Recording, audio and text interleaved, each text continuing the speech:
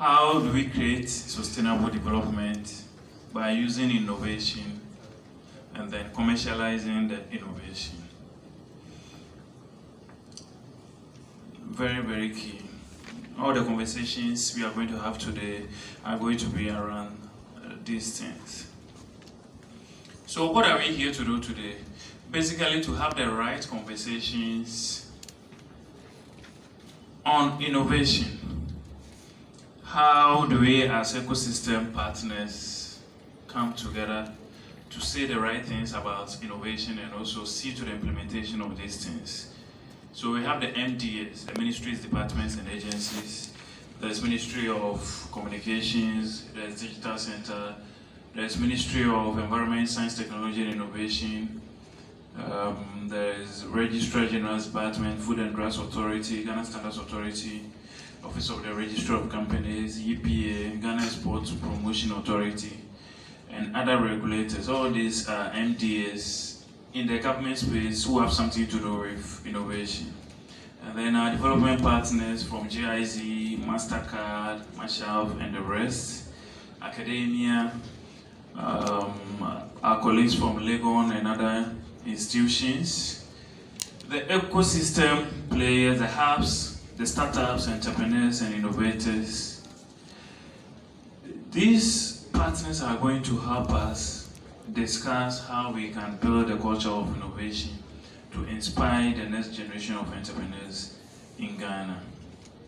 Our speakers will be speaking on the culture of innovation, funding for innovation, intellectual property, licensing, patenting of inventions, copyright, innovation regulation, innovation commercialization, among others.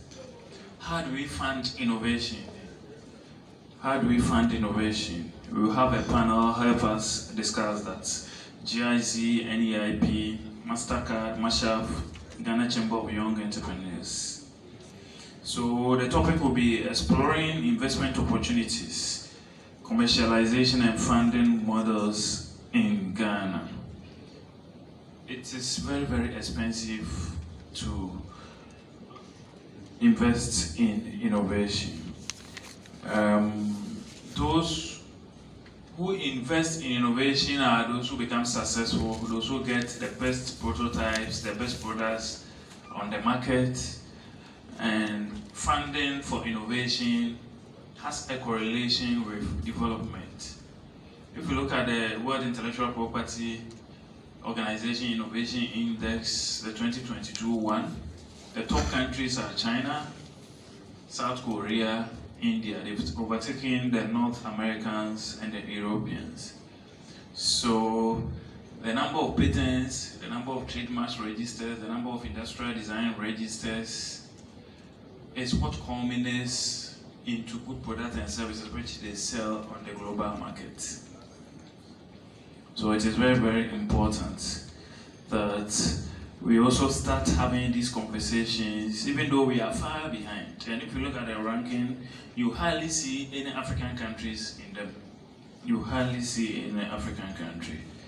But a few decades ago, it was just the North Americans and the Europeans, America, Canada, and Europe, who were occupying the first 10 spots of the charts. What did Asia do to overtake the North Americans and the Europeans to also come up the WTO ranking as countries with the highest number of patents at the UN body, which is translating into very robust technology products and services which they are selling across the world. So NEIP as the foremost entrepreneurship and innovation agency, we think it is incumbent on us to start these conversations, to start this journey, so that the whole nation will come to the discussion table for us to discuss the way forward on how we can also achieve what the Asians have achieved. So what are we doing as an innovation agency to ensure that we lead this conversation? Of course, in partnership with our stakeholders who are gathered here. First is to have the right institutional framework to support the work we do.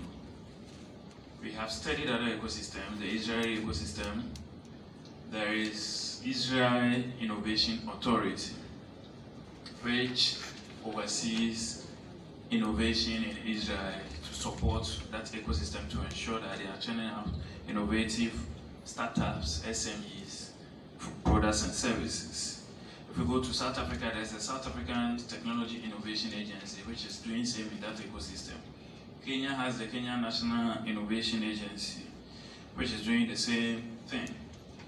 NEIP was passed by an executive instrument in 2017, but there isn't a proper governing law with a legal framework supporting our operations. So we think if we get a proper institutional framework, and we are hoping to get the Ghana Innovation Startups Agency Act passed. And again, we are doing that in partnership with our ecosystem stakeholders, GIZ, and then the Entrepreneurship Ecosystem Committee, the hubs, the entrepreneurs, the innovators, the startups, and currently we are working on a draft bill which we hope will become law in future to provide the incentives. What do innovators need to grow? What do they need to survive? What are the Israeli and the South African ecosystems doing for them that we can also do for our innovators? What are the tax breaks? What are the incentives? What is the regulatory support we can get from regulators like FDA, Standards Authority, and the rest of those agencies, so that we can also grow our innovation ecosystem? So that is one, to get the legal framework which will govern our operations and also provide incentives for the ecosystem.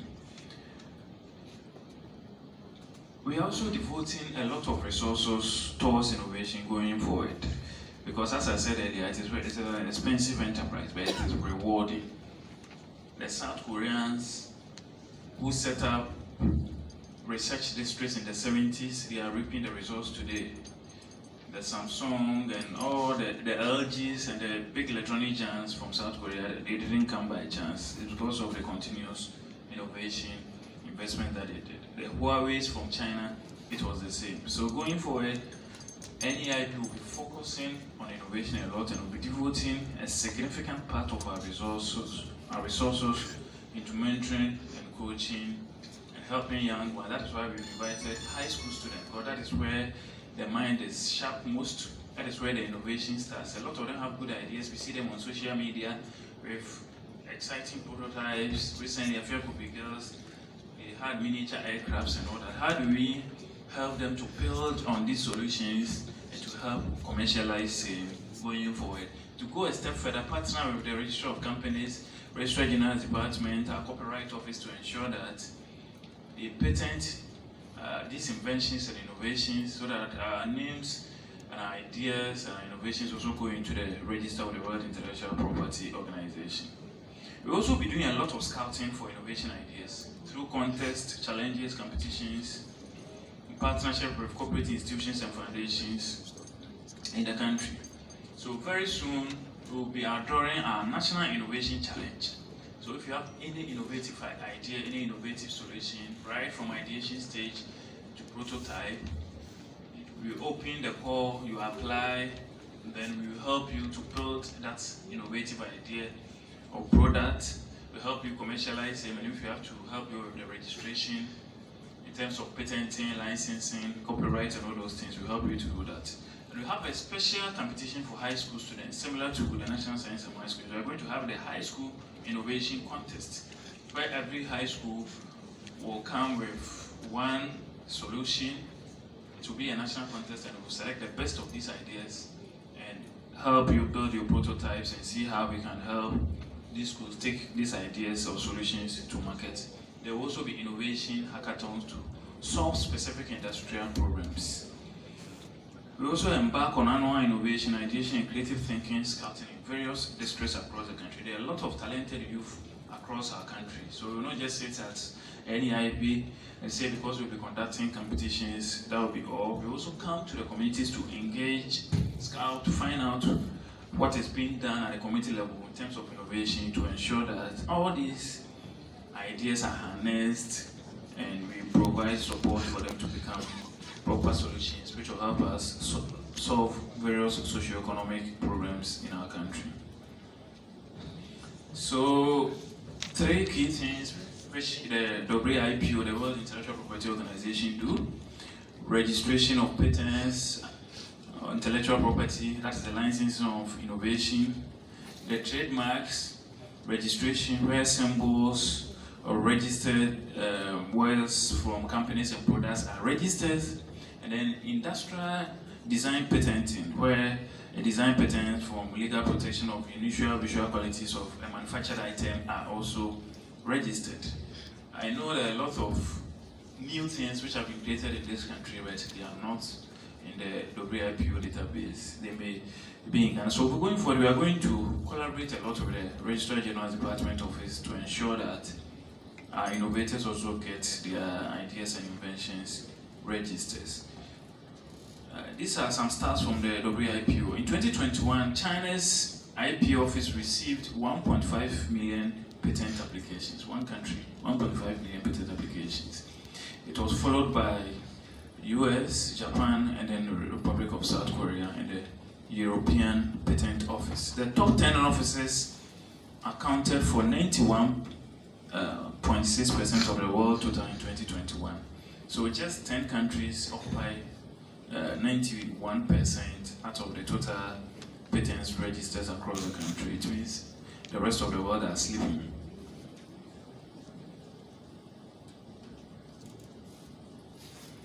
The WIPO's World Intellectual Property Indicators report show that innovators around the world filed 3.5 million patent applications in 2021, up from 3.6 million percent from the previous year, with offices in Asia receiving 67.6%.